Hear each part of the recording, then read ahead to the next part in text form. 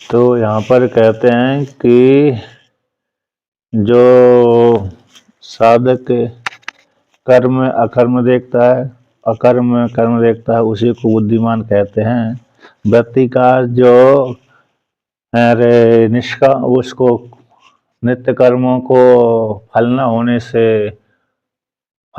से अकर्म कर्म में अकर्म दृष्टि रख रहे थे, और न करने से पाप प्रत्यवाय के कारण नरक रूप फल प्राप्त हो रहा था। इस प्रकार दृष्टि रखते थे। ऐसा जो व्याख्यान उनका था, वो व्याख्यान भगवान भास्कर ने दूषित कर दिया, तो खंडन कर दिया। इसलिए भगवान भास्कर ने कहा कि जो आत्मा है अकर्म है, और जो ज्ञानी है, तो ज्ञानी जब कर्म करता है ब्रह्मवेत्ता, तो कर्म उसकी दृष्टि में, यद्यपि उसकी दृष्टि में कोई कर्म नहीं है, लेकिन लौकिक व्यक्ति की दृष्टि में वो कर्म करता है, किंतु स्वयं की दृष्टि में कोई कर्म न करने के कारण वो करता हुआ भी अकर्ता है, करता हुआ भी अकर्ता है। और जो अज्ञानी व्यक्ति है वह स्वयं की दृष्टि में, दूसरे की दृष्टि में और स्वयं की दृष्टि में, दूसरे की दृष्टि में नहीं कर रहा है, लेकिन स्वयं की दृष्टि में अहंकार उसके मन में होने से वो कर ही रहा है। इस प्रकार से जो जानता है वो बुद्धिमान कहलाता है। ऐसा वर्णन कर दिया। अब पुनः और कहते हैं, अब उसी की स्तुति करते हैं जो कर्म में अकर्म देखता था, अकर्म में जो कर्म देखता था, उसी की क्या करते हैं, स्तुति करते हैं। तद एतत् कर्मणि अकर्म आदि दर्शनम स्तूयते। उसी की अरे कर्म में जो अकर्म दर्शन, पूर्व कर्म में अकर्म का ज्ञान पूर्वोक्त तुम स्तुति करने के लिए आगे के श्लोक को वर्णन करते हैं। तो कहते हैं, यस्य सर्वे समारंभा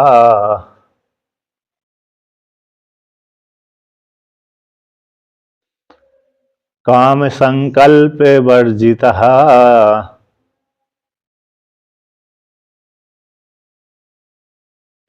ज्ञानाग्निदग्ध कर्माणम् तमाहुः पंडितम बुधः।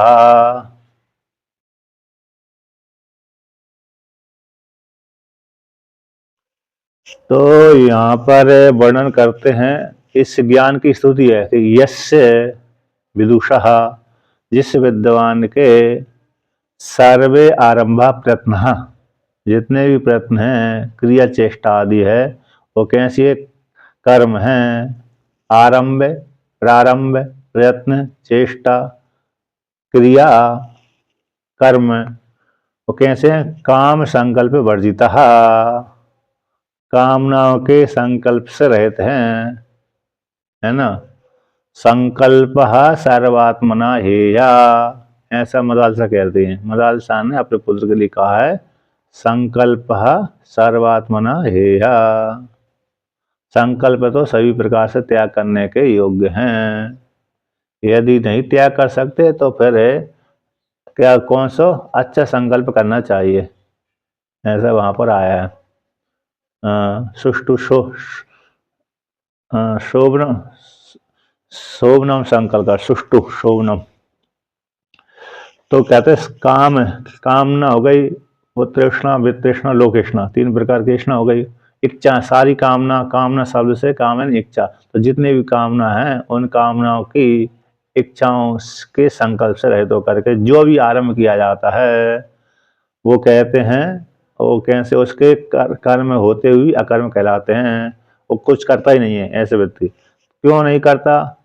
क्योंकि ऐसा करने वाला व्यक्ति, ऐसे कामना के संकल्प से रहित करने वाला व्यक्ति, उसने अपने ज्ञान के द्वारा, ज्ञानाग्नि दग्ध कर्माणम, ज्ञान ही अग्नि है, ज्ञान ही यहाँ पर कौन है, अग्नि है।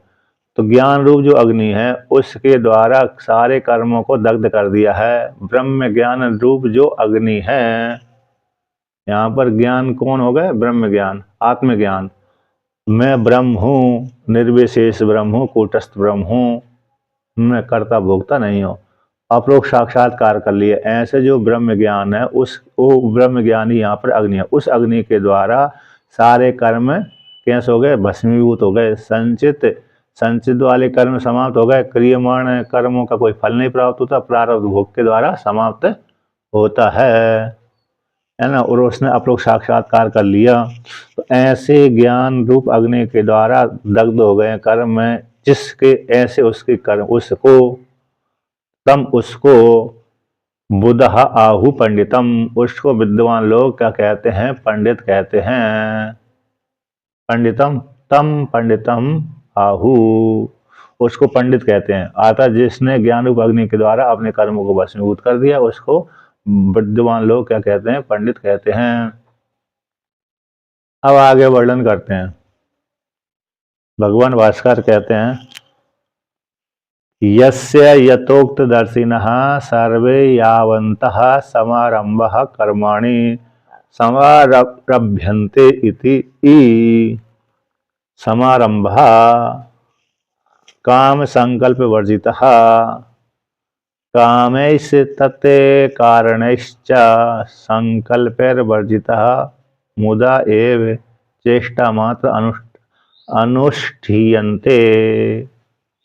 कहते हैं यस्य यथोक्तदर्शी के, कौन सी यथोक्तदर्शी के, कि जो व्यक्ति कर्म में अकर्म देखता है, अकर्म में कर्म देखता है, आत्मा को यथार्थ रूप से जानता है और ध्येयादि चेष्टा में कर्म जानता है।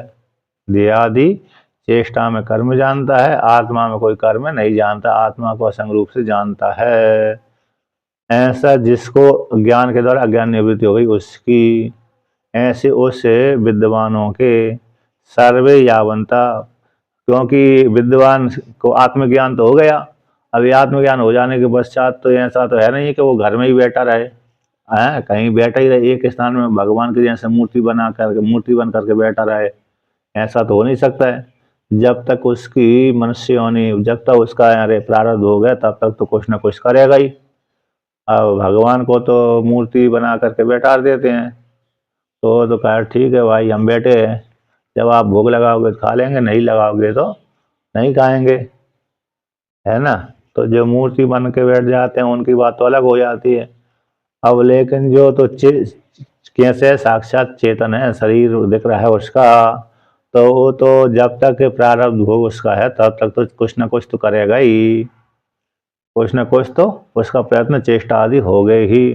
तो उसको लेकर कहते हैं जितने भी यावंते समारंभा, उस ज्ञानी ब्रह्मवेत्ता के जितने भी आरंभ होते हैं, प्रयत्न होते हैं, चेष्टा होते हैं, कर्म किए जाते हैं, कर्माणि समारंभ्यन्ते, कर्मों को आरंभ करता है, यानी पुण्य कर्मों को भी करता है प्राय। पाप वाले तो कभी कभी उससे चलते समय चींटी मर गई तो बात अलग है, चलते समय चीटा मर गए जानबूझ करके, न जान करके तो जानबूझ कर तो ही होता है, लेकिन प्राय करके पाप वाले कर्म तो उसके बनते ही नहीं है, तो प्राय करके पुण्य ही पुण्य वाले बनते हैं।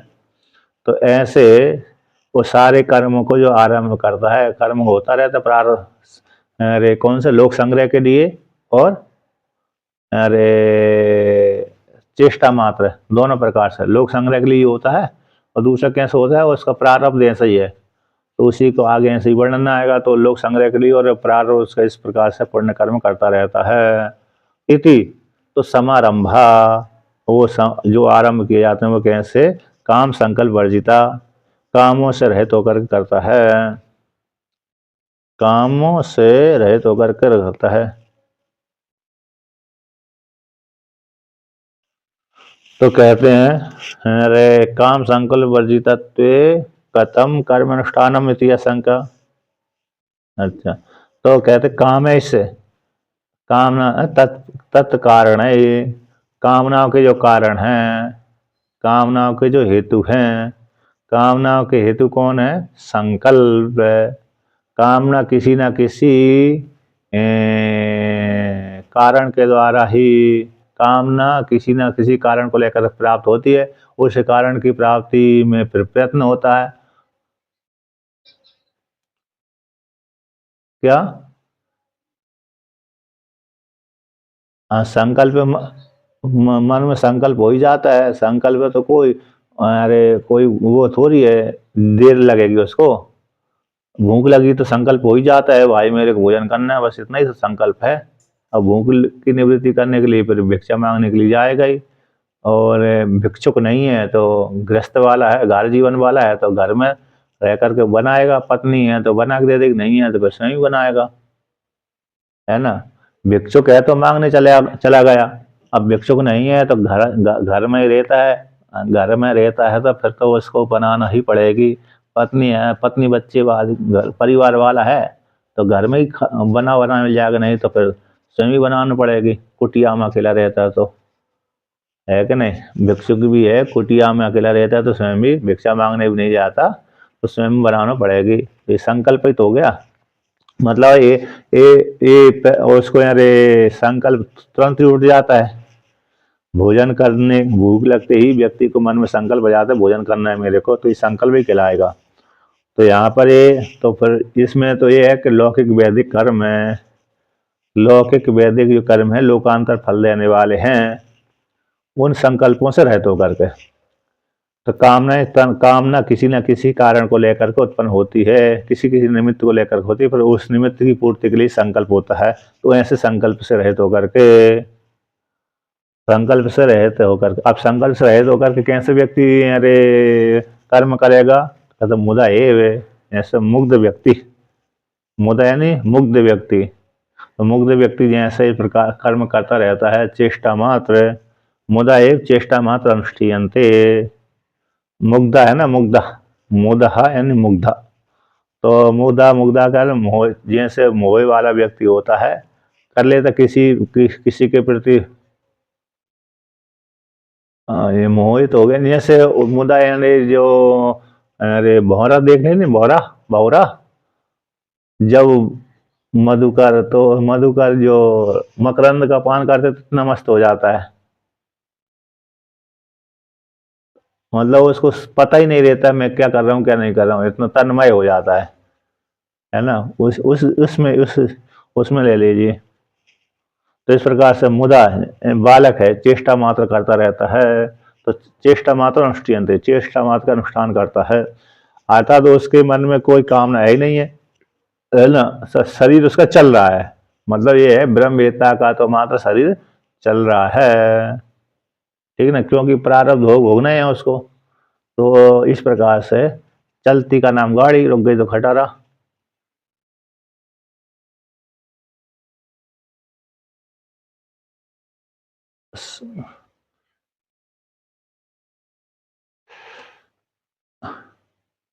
हाँ तो प्रारब्ध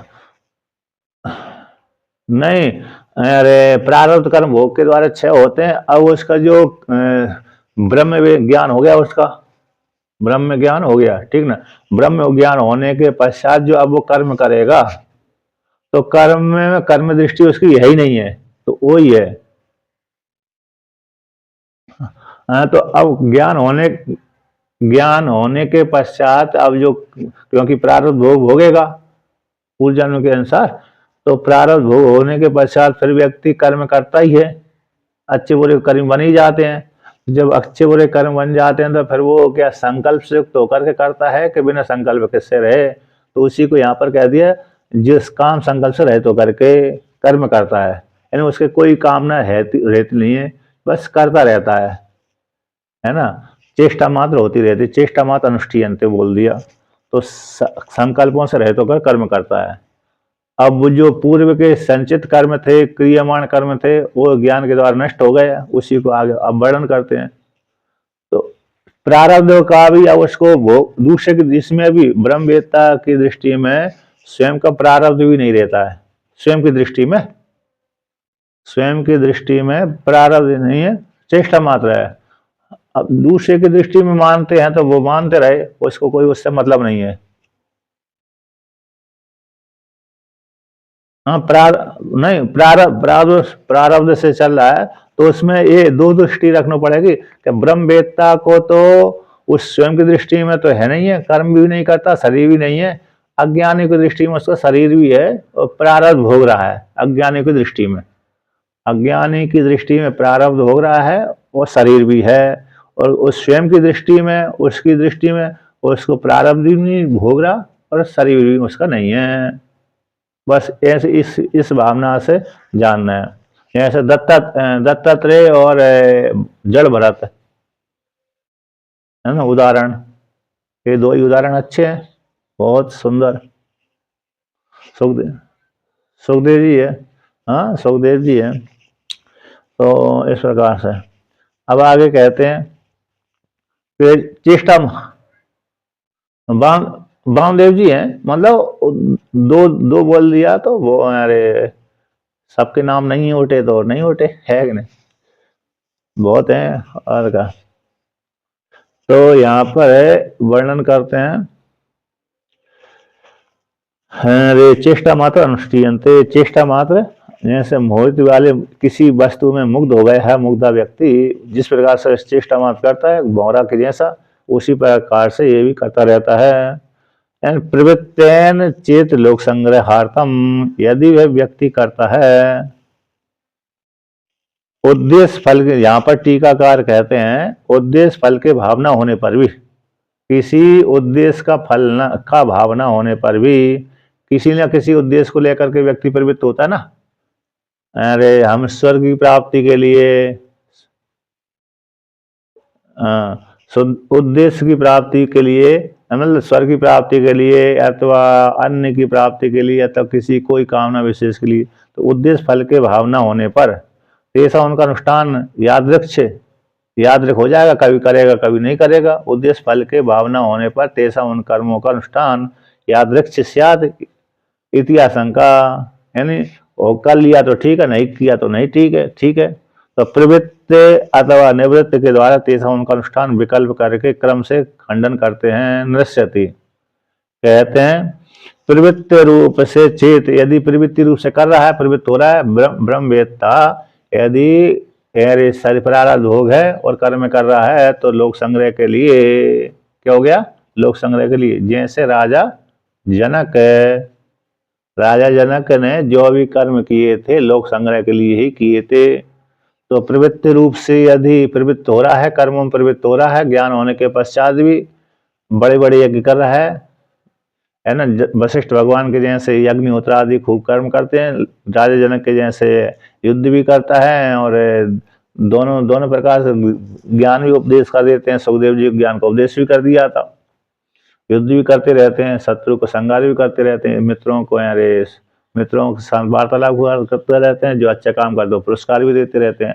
तो ऐसी प्रवृत्ति यदि हो रही है तो लोक संग्रह के लिए है, तो चेत लोक संग्रह। निवृत्ति यदि निवृत्ति रूप से रहता है, वामदेव जी ऐसे, सुखदेव जी मुनि जैसा रहता है, और जड़ भरत जी जैसे रहते हैं, कर्म नहीं करते उनके मन में कोई वो कर्म ही नहीं है।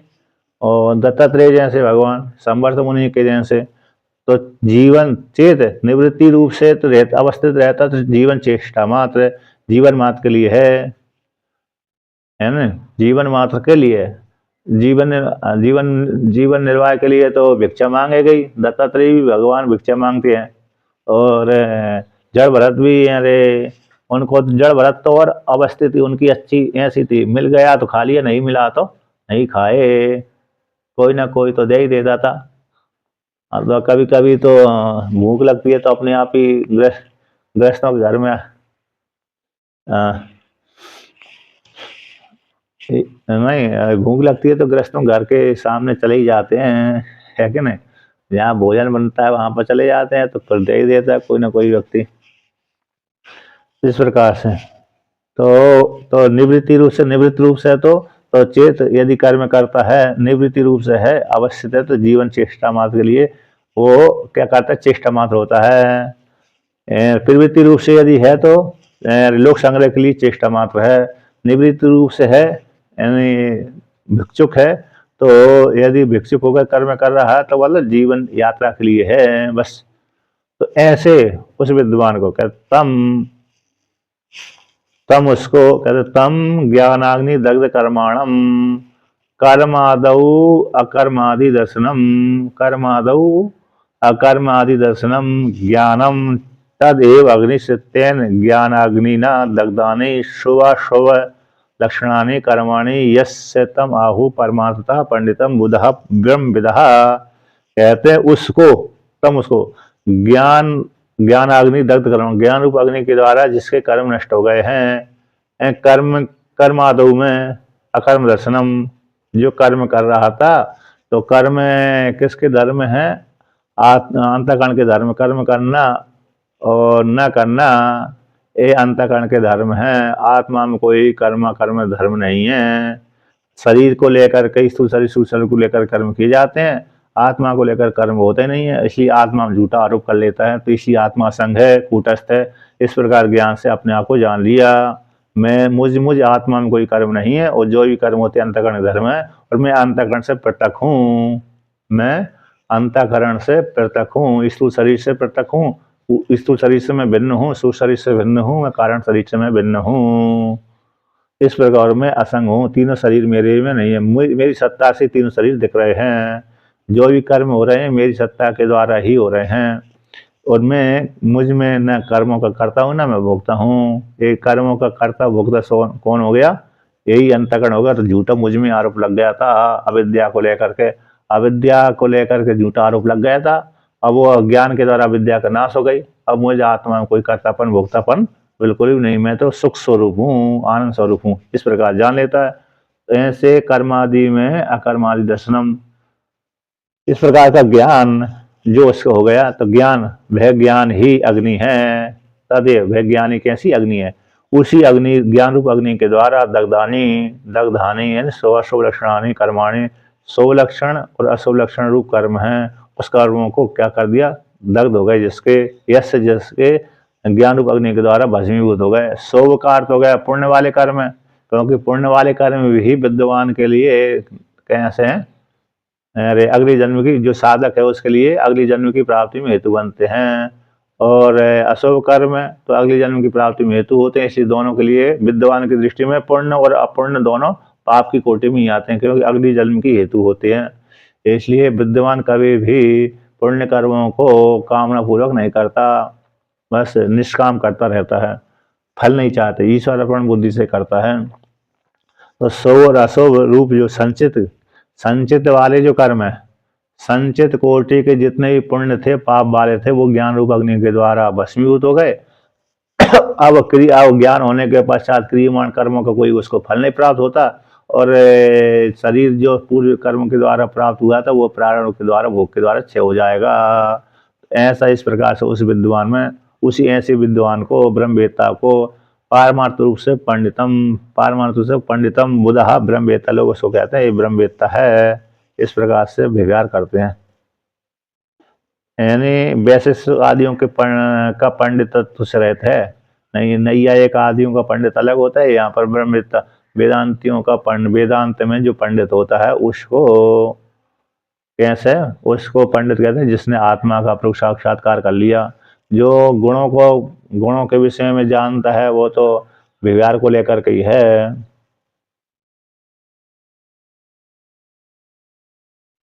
यहाँ पर भी कह दिए यथोक्त ज्ञानम, यथोक्त ज्ञानम योग्यम दहति, यथोक्त ज्ञान योग्य को जला देता है, योग्य वस्तु को जला देते।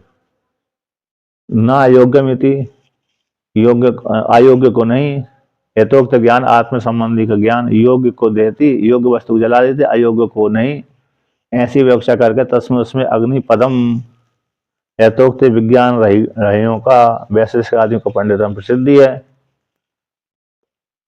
यानी यथोक्त विज्ञानम योग्यम दहति ना योग्यम इति, योग्य को जो ज्ञान है कैसे योग्य वस्तु को जला देती, अयोग्य को नहीं। ऐसी व्याख्या करके कहते हैं तसी उसी में अग्निपदम, ज्ञान रूप जो अग्नि है। यानी वहां पर ये जो आता है ना, जो नैयायिक क्या कहते हैं कि 21 पदार्थों को ज्ञान जान लेने से, अरे 16 पदार्थ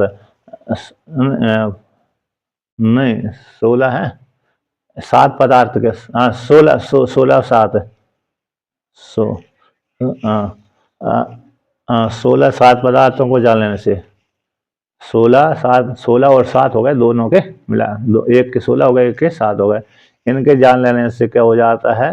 अरे और जो 21 वो आते हैं, 21 21 तत्वों का ज्ञान हो जाने से 21 आता है, तर्क संग्रह में आया ना, तर्क संग्रह, तो उसमें 21 पदार्थों के जान लेने से ज्ञान हो जाता है। तो इस 21 पदार्थ कौन कहलाते हैं? उसमें ज्ञानेंद्रिय, कर्मेंद्रिय और ज्ञानेंद्रिय के विषय, अंतःकरण, अंतःकरण के विषय, इसको मिलाकर के 21 हो जाते हैं। तो वहां पर तर्क संग्रह में अंत में तर्क संग्रह जब पढ़ेंगे उसमें पदकृत आएगा, तो पदकृत में जब वो एक संक्षेप से दे दिए तो संक्षेप में 5 ज्ञानेंद्रिय और कर्मेंद्रिय और ज्ञानेंद्रिय के विषय और ज्ञान, इसको मिलाकर के अंतःकरण, अंतःकरण के विषय को लेकर के, उनका ज्ञान को लेकर के फिर वहां पर 21 विषय आ जाते हैं। और 7 पदार्थ मान लो, 7 पदार्थ, 16 पदार्थ, 16 पदार्थ, 7 पदार्थ, इनके ज्ञान से फिर उसको मुक्ति हो जाती है। तो ऐसे वैशेषिकों को यहाँ पर वर्णन किया है कि वैशेषिक को जैसे 21 पदार्थों के जानने अथवा 7 पदार्थों के यथार्थ रूप से जान लेने पर मुक्ति हो जाती है, तो उसमें उसको पंडित कहते हैं। तो तेसा उनका पंडिता भास सत्यम विवक्षितम, उनका जो वैशेषिकों का पंडित है वो पंडिता भास है। कैसा है? पंडित तो हैं, लेकिन पारमार्थिक पंडित, आत्मा को जानने वाले पंडित नहीं होते, बल्कि भेद वाले पंडित होते हैं। तो पंडिता भाष्यत्म विवक्षत्वा विशिनष्टि, तो पारमार्थिक रूप से पंडितम, जो आत्मा को यथार्थ रूप से जानने वाला है उसी को ही पारमार्थिक रूप से पंडित कहते हैं। जो वैशेषिक नैयायिक आदियों को पंडित होता है तो पंडिताभास कहलाता है। जो 7 पदार्थों का तो 16 पदार्थों को यथार्थ रूप से जानता है, इंद्रिय के विषय को जानता है, इंद्रियों को और इंद्रिय के विषय को, इंद्रिय के ज्ञान को जानता है, उसको पंडिताभास कहते हैं, है ना। मुख्य पंडित नहीं है, गौण पंडित है। इस प्रकार से हाँ, अब आगे कहते हैं, जैसे यहाँ पर ज्ञान अग्नि, ज्ञान रूप अग्नि है ना, अग्नि तो जलाती है, ज्ञान रूप अग्नि तो जलाती है। ज्ञान रूप ज्ञान को अग्नि कह दिया तो योग्य व्यक्ति के, जिसमें योग्य है उसके अज्ञान को जला देती है, अयोग्य नहीं है तो वो ज्ञान उसको नहीं जला पाती, अयोग्य व्यक्ति को यानी उसकी अविद्या को नष्ट नहीं कर पाती। ज्ञान रूप जो अग्नि है, जैसे अग्नि दाह्य वस्तु को जला देती है, अदाह्य वस्तु को नहीं जलाती, ठीक है ना। दाह्य वस्तु को जला देती है ना, लकड़ी को जला देगी, अदाह्य वस्तु को नहीं जलाती, लोहा आदि है उसको नहीं जला पाती। उसी प्रकार से योग्य में गया हुआ ज्ञान उसके अज्ञान निवृत्त कर देता, अयोग्य में गया हुआ ज्ञान, अयोग्य में भी आत्मा है लेकिन उसके अज्ञान को निवृत्त नहीं कर पा रही। इसलिए तो उसी में, क्योंकि ज्ञान रूप अग्नि में अग्नि प्रयोग किया है, इसलिए वैशेषिकों का विज्ञान रहते वाले वैशेषिकों का पंडितत्व तो गुण है, उनके अज्ञान निवृत्ति नहीं हो पाती। वेदांत के श्रवण करने से ही ज्ञान की प्राप्ति होती, अज्ञान निवृत्ति होती है। नैयायिक आदियों के तत्व के आलोचन करने से ज्ञान की प्राप्ति नहीं होती। हाँ, लौकिक ज्ञान जरूर हो जाता है, आत्मा का ज्ञान उनको नहीं होता, क्योंकि वो भी आत्मा को कैसे मानते हैं? भेदपूर्वक मानते हैं, बहुत आत्मा है, जीव बहुतम, ईश्वर अलग है, आत्मा अलग है, इस प्रकार से मानते हैं। इसलिए उनको जो पंडित है, गुण पंडित है, नैयायिक वैशेषिक आदियों का, वेदांत का जो पंडित है, आत्मा को जानने वाला है, आत्मा में सुख दुख मानते हैं, आने जाने वाले मानते हैं, है ना, आत्मा के धर्म मानते हैं।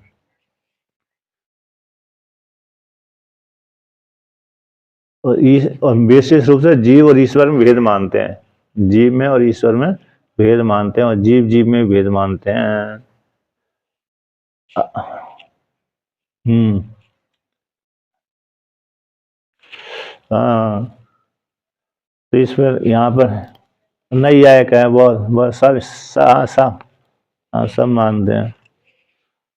अब आगे कहते हैं, 20वें श्लोक की भूमिका बनाते हैं कि विवेक से पूर्व कर्म में प्रवृत्त वाला व्यक्ति प्रवृत्त होने पर भी, विवेक ज्ञान की उत्पत्ति होने से पहले कर्म में व्यक्ति प्रवृत्त होने पर भी, विवेक के होने पर तत्र वहां पर प्रवृत्ति नहीं होगी, इति आशंका को लेकर अंगीकरोति।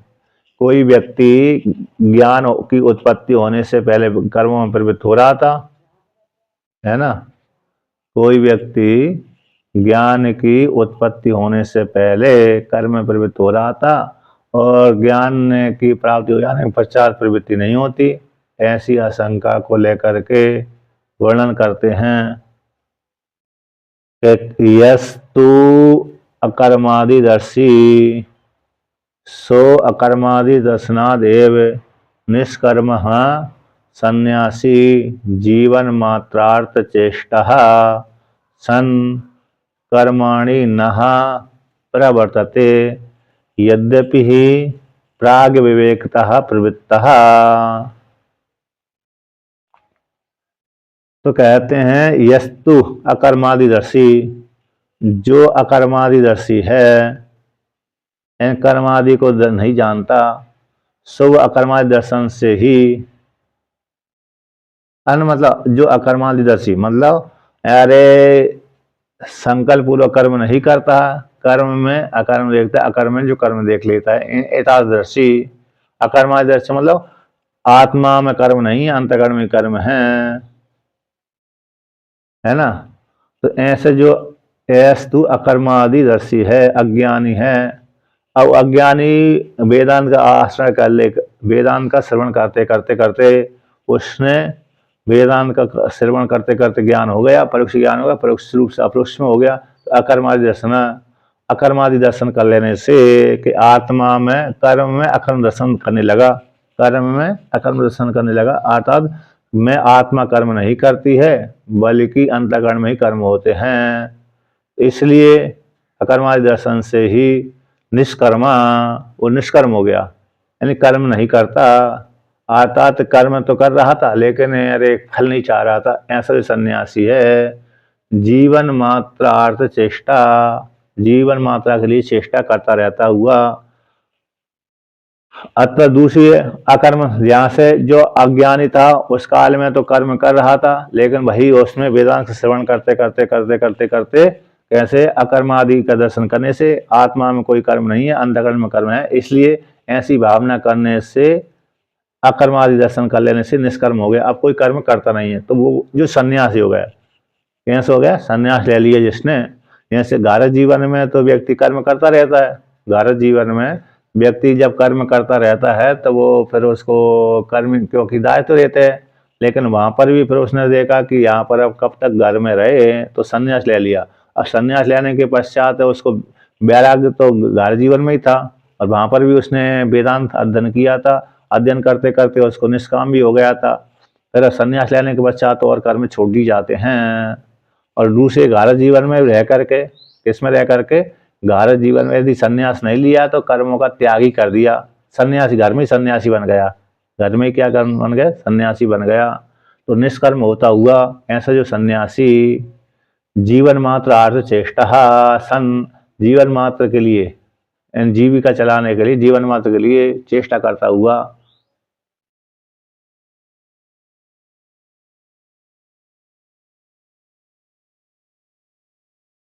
अब सन्यासी, अब सासी सन्यासी बताऊं क्या, अरे लिंग वाले सन्यासी बताऊं?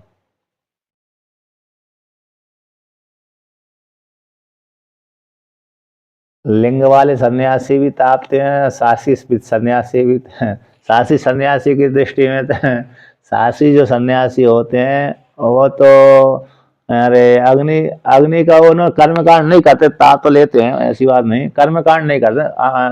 अग्नि का सेवन मतलब वो है कर्मकांड, कर्मकांड का त्याग करना नहीं, कर्मकांड का त्याग करना होता है। कर्म भोजन बनाए कि जब बना बनाए मिल रहा है तो क्यों बनाया भाई? कुटिया नहीं बनाते थे ना पहले सन्यासी, अभी तो मठ बना लिए ना। पहले कुटी में नहीं बनाते, दूसरे अरे मंदिरों में रहते थे, कहीं अरे रास्ते में रहते थे, तो कुटिया बना बनाए भिक्षा मांगते। तो फिर जब भिक्षा भिक्षा मांगते थे तो वहां पर भोजन बनाने की जरूरत है, और लकड़ी अग्नि भी नहीं तापते, क्योंकि कुटिया एक कुटिया में एक दिन ही रहते थे, तो फिर लकड़ी इकट्ठी करते होंगे ठंडी के समय में, कभी कभी कर भी लेते हैं। लेकिन यहाँ से अग्नि का सेवन का अर्थ हो गया कर्मकांड नहीं करते थे। और ठंडी में तो ताप ही लेंगे भाई, वस्त्र जब पहनते हैं तो अरे ताप ही लेंगे। हाँ, जो तो वो तो अग्नि सेवन नहीं करते, और जो सन्यासी तो मतलब वो ये अरे यदि कुटिया में रहते हैं और सेवन नहीं करते हैं, एक स्थायी रहते हैं, तो फिर उनकी मर्जी है, उनका नियम है कि हम भाई अग्नि सेवन नहीं करते। जब ज़्यादा ठंडी पड़ती है तो वो भी सेवन कर सकते हैं, लेकिन वो ठंडी के इलाके में रहते नहीं हैं ऐसे। जो ऐसे जो कठोर रहेंगे कि अग्नि का सेवन नहीं करते हैं, तो ठंडी वाले इलाके में नहीं रहते। अग्नि रहे तो फिर कमरे को तो गर्म करके रख ही लेते हैं। उत्तराखंड में ना, उत्तरांचल मतलब उत्तर भारत में, अरे जो वो लगा देते हैं हीटर, कमरे को गर्म कर लेते हैं, कमरे को गर्म करते रहते हैं और फिर हीटर चालू कर देते हैं, तो जो व्यवस्था रखते हैं। और नहीं तो प्राय करके तापते हैं। और अग्नि का सेवन का अर्थ है कि कर्मकांड नहीं करते। मुख्य रूप से तो है जो संन्यास ले लिया है तो अब कर्मकांड का अधिकारी नहीं है, वो ही है। और ना कि लौकिक अग्नि का, लौकिक अग्नि का निषेध नहीं किया, नहीं तो सारे सन्यासी रोटी भोजन बनाते ही हैं। जिन्होंने वृंदावन लिया है वो सारे सन्यासी बहुत रोटी बनाते हैं, बड़े बड़े विद्वान बनाते हैं। महाराज जी भी तो बनाते थे, है क्या नहीं? बनानी पड़ती है, वो सभी बनाते हैं। उसमें को अपने महाराज जी हाँ, सब बना, वो तो बनानी पड़ती है, उसमें कोई बात नहीं है। लेकिन अरे जहाँ पर जरूरत है तो बना लेते, नहीं है नहीं बनाते। तो इन मतलब है कि कर्मकांड नहीं करते थे, कर्मकांड का निषेध हो जाता है। अग्निहोत्र आदि कर्म, यज्ञ आदि यज्ञ है, तो जैसे बड़े बड़े सन्यासी यज्ञ कराते हैं ना, तो वो स्वयं तो यज्ञ नहीं करते, लेकिन ब्राह्मणों से करवाते हैं वो स्वयं तो। अब बहुत से फिर आहुति भी नहीं डालते, अग्नि अग्नि में जाकर के आहुति नहीं डालते। अब जो डालते हैं तो वो जानकार नहीं है, यदि अग्नि में आहुति डालते हैं तो वो जानकार नहीं है, फिर वो मुक्त नहीं है, तो इसलिए कर्म कांड का निषेध हो जाता है। वो संन्यास लेने के पश्चात उसका कर्मकांड का अधिकार समाप्त हो जाता है। फिर यदि करता है तो फिर वो कमजोर हो गया। और और दूसरा, फिर उससे अग्नि तापने से ना तापने से कोई ज्यादा मतलब नहीं है कि नहीं? अग्नि तापने से ठंडी में ठंडी लगी तो ताप ही लेते हैं भैया, जैसे भूख लगी तो भोजन कर ही लेते हैं, उसी प्रकार अग्नि लगी ठंडी लगी तो ताप ही लेते हैं। और जो नहीं तापता वो भी अच्छा है। हाँ,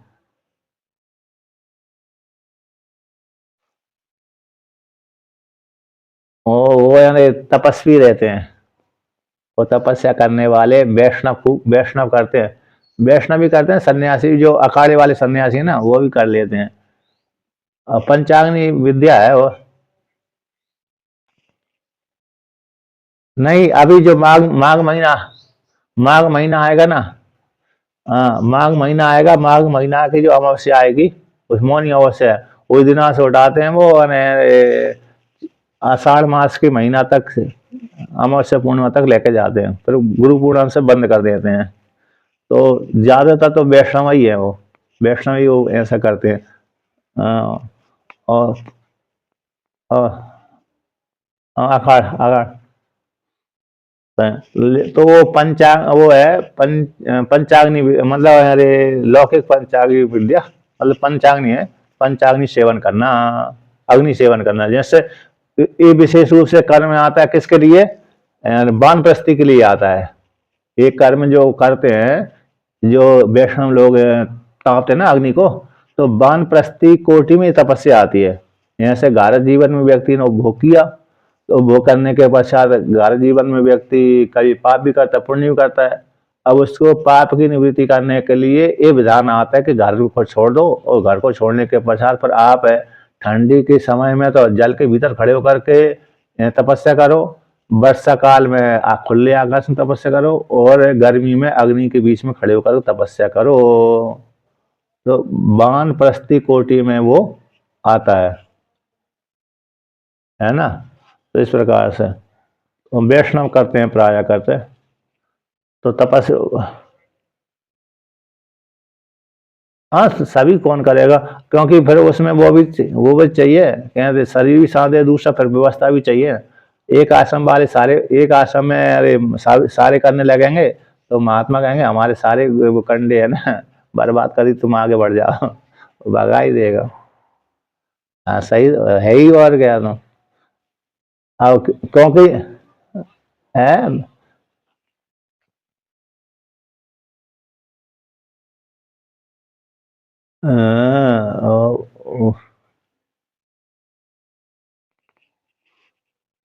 तो गड़बड़ करते हैं।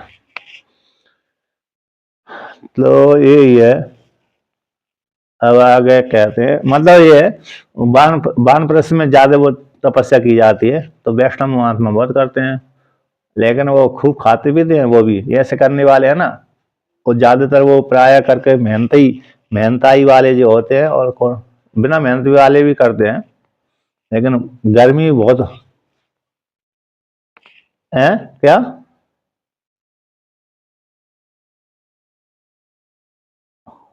है, खूब माल पानी खाते हैं, और उसमें क्या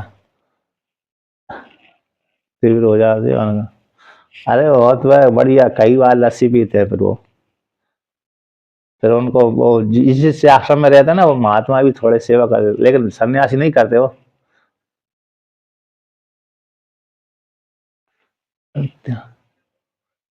हाँ, त्याग त्याग त्यागी त्यागी ज्यादा करते हैं, वैष्णवों में जो त्यागी होते हैं वो ये साधना करते हैं, बैरागी नहीं करते। बैरागी में त्यागी में भी अंतर हो जाता है। बैरागी जो परंपरा है वैष्णवों की, वो तो अरे सिले हुए वस्त्र पहनते हैं, और जो त्यागी जो उनकी जो परंपरा है उसमें सिले हुए वस्त्र नहीं पहनते, तो वो ही ज्यादा साधना करते हैं।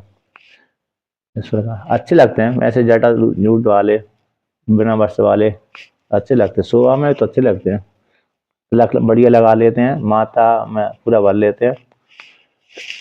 तो देखिए आगे, तो जो जिसने अकर्म आदि दर्शन से ही, जिसने जो अकर्मी था, अकर्म आदि दर्शी वाला था, उसने अकर्म आदि यानी कर्म में अकर्म देखना, और अकर्म में जो कर्म देखता है, ऐसे अकर्म आदि दर्शी वाला व्यक्ति, तो दर्शी में तो व्यक्ति आ गया, उसने अकर्मादि दर्शन से ही, अकर्मादि आत्मा के दर्शन से ही, अकर्मादि दर्शन से ही निष्कर्म हो गया।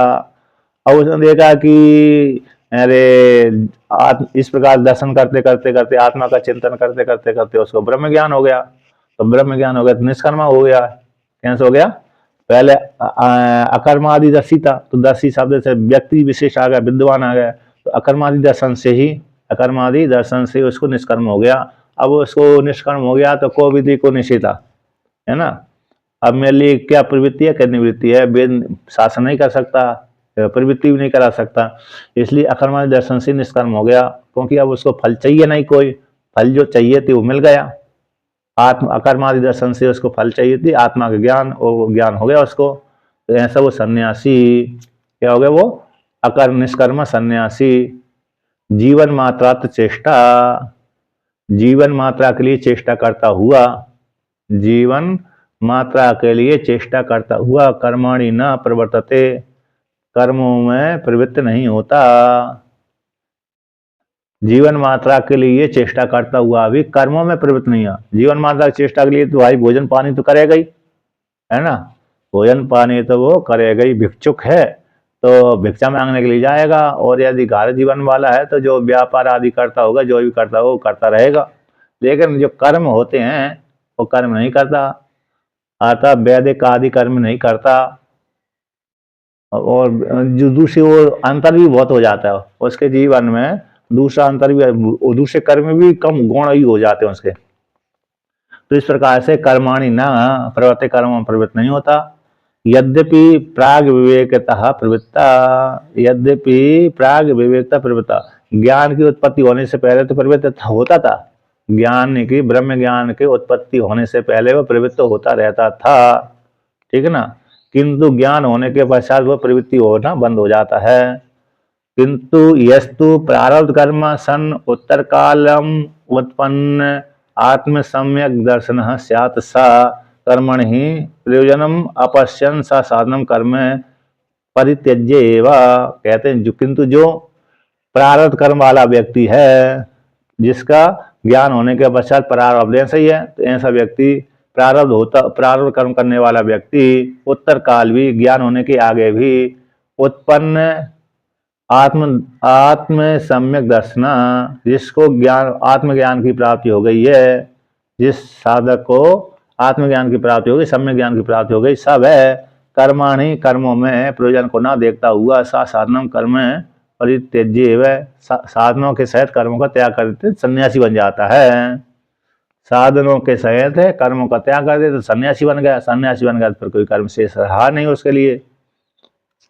अर्थात दूसरा भी घर जीवन भी है तो उसका कर्म में कोई प्रयोजन नहीं देखता है, तो कर्मों में प्रयोजन न देखने के पश्चात सात साधनों को ही त्याग कर देता है, इन कर्म नहीं करता।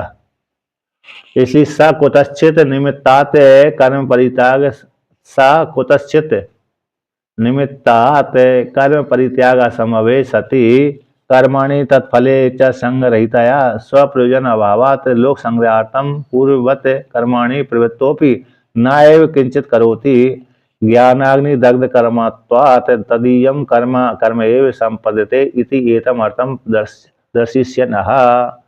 कहते हैं सब है इस प्रकार से कुतः से किसी हेतु से किसी निमित्त को लेकर के कर्म को त्याग संभव न होने पर वो ब्रह्मवेत्ता है, आत्मा का साक्षात्कार तो कर लिया, कर्मों में कोई प्रयोजन नहीं देख रहा है, इसी साधनों कर्म को त्याग कर दिया। ऐसा जो ब्रह्मवेत्ता है जिसने आत्मदर्शन हो गया, जिसको आत्मज्ञान हो गया, ब्रह्म ज्ञान हो गया है, ऐसे व्यक्ति किसी निमित्त को लेकर के किसी कारण को लेकर के कर्मों का त्याग उसमें नहीं हो पाया।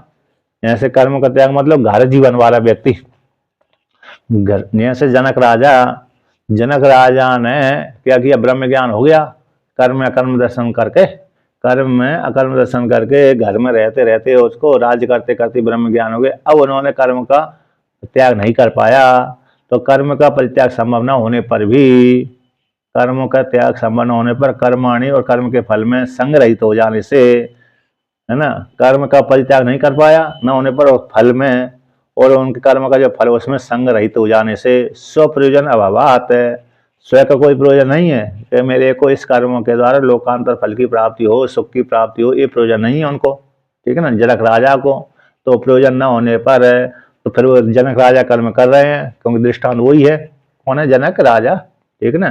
तो ऐसे स्व प्रयोजन के भाव न होने पर भी लोक संग्रहार्थम अस्पति कह गई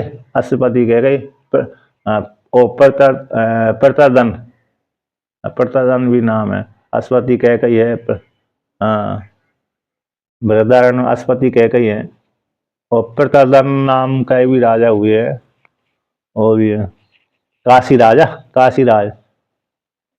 जयवली, प्रभाण जयवली, प्रभाण, हाँ जयवली प्रभाण, काशी के राजा।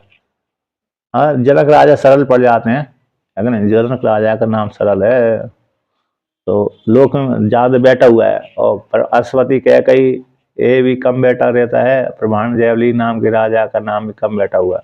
जनक राजा सरल है, तो कहते हैं जनक राजा जैसे लोक संग्रहात्म, स्व प्रयोजन के भाव नहीं है उनमें, तो स्व प्रयोजन के भाव न होने पर भी लोक संग्रह के लिए पूर्व के समान कर्म में प्रवृत्त होते हैं, पूर्व के समान कर्मों में प्रवृत्त होती हुए भी नए किंचित करोति, कुछ करते नहीं। मिथिलायाम प्रदीप्तायाम न में दह्यन्ति किंचना यस्य में नास्ति सर्वत्र यस्य में नास्ति किंचना, मिथिलायाम प्रदीप्तायाम न में दह्यति किंचना, है ना, मेरा कुछ भी नहीं है, यस्य में नास्ति सर्वत्र, सर्वत्र मेरा कुछ भी नहीं है, न यस्य में नास्ति सर्वत्र यस्य में नास्ति किंचना, कुछ भी ना तो सभी जगह कुछ है, न किंचित मात्र भी है। मिथिलायाम प्रदीप्तायाम न में दह्यति किंचना, मिथिला के जल जाने पर अथवा न जलने पर मिथिला नगरी सारी जल जाए, भस्मीभूत हो जाए, तभी मेरा कुछ भी बिगड़ने वाला नहीं है। मिथिलायाम प्रदीप्तायाम, मिथिला के प्रदीप्त रूप से दह्यमान हो जाने पर, मिथिलायाम प्रदीप्तायाम न में दह्यति किंचना, कुछ भी मेरा जलने,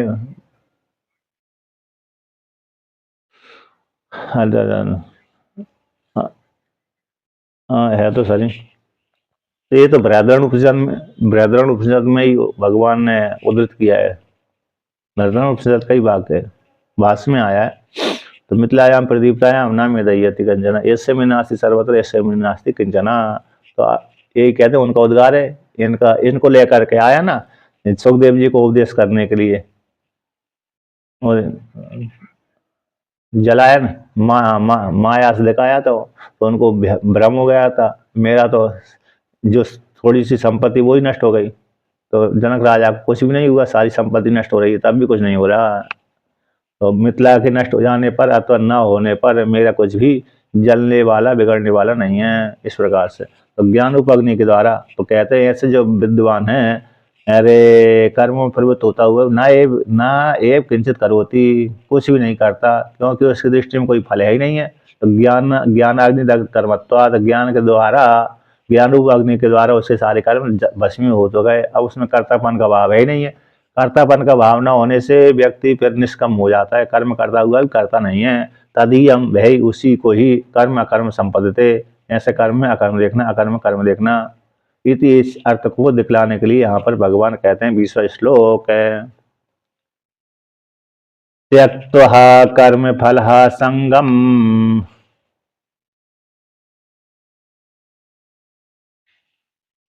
नित्य तृप्तो निराश्रयः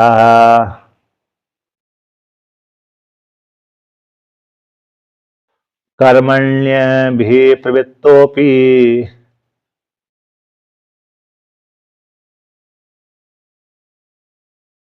नैव किंचित करोति सः।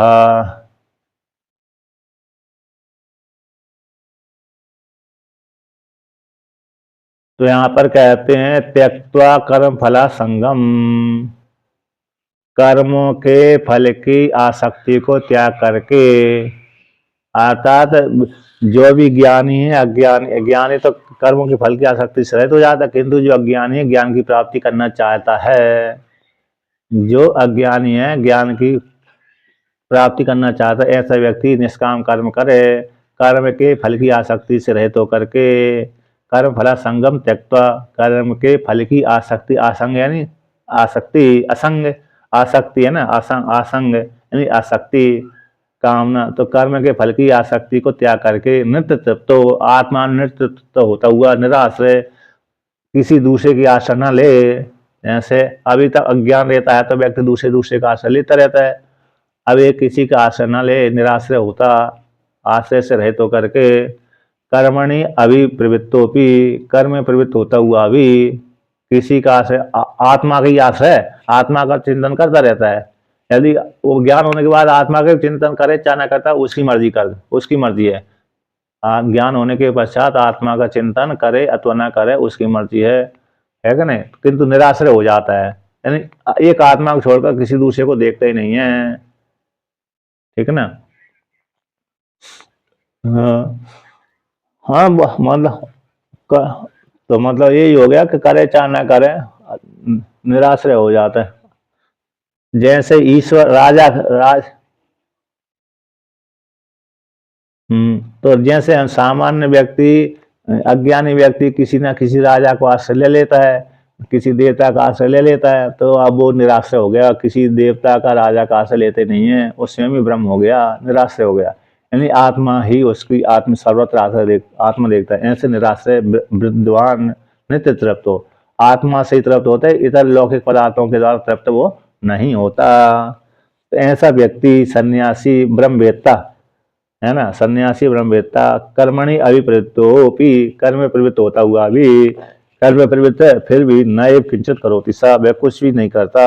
यदि भी कर्म में प्रवृत्त है तो कर्म में प्रवृत्त होने पर भी फलाशक्ति सहित होने के पश्चात कुछ नहीं करता। यहाँ पर टीका में दिया है कि अरे यथोक्त ज्ञानम कूटस्थ आत्मदर्शनम तेन स्वरूभूतम सुखम साक्षात अनुभूय कर्मणि तत्फले च संगम अपास्य विशेषु निरपेक्षे चेष्टते विद्वान इत्यः।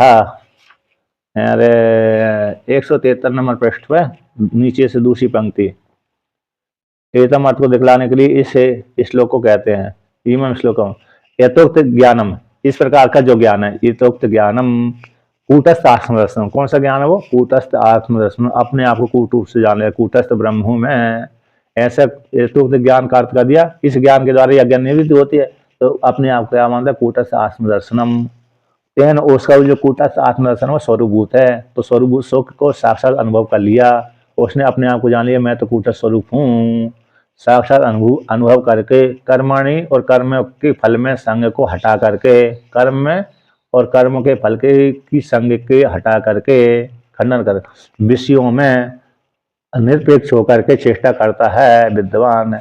अब विषयों में रहेगा है ना, विषयों विषयों को मतलब विषयों का सेवन करता भी है तो निरपेक्ष अपेक्षा को रहित होकर के, मतलब शरीर चलाने के लिए, शरीर चलाने के लिए। अब यहाँ पर हम जिस जिस आश्रम में रह रहे हैं तो गुलाब पास में लगे हुए तो सुगंध तो आ ही जाएगी, है ना।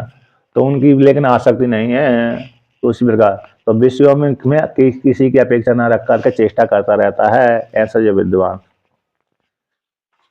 अब इसका भाष्य कह देते हैं। कि कल कहें, कल कल चलते हैं, कल पूर्णिमा भी है।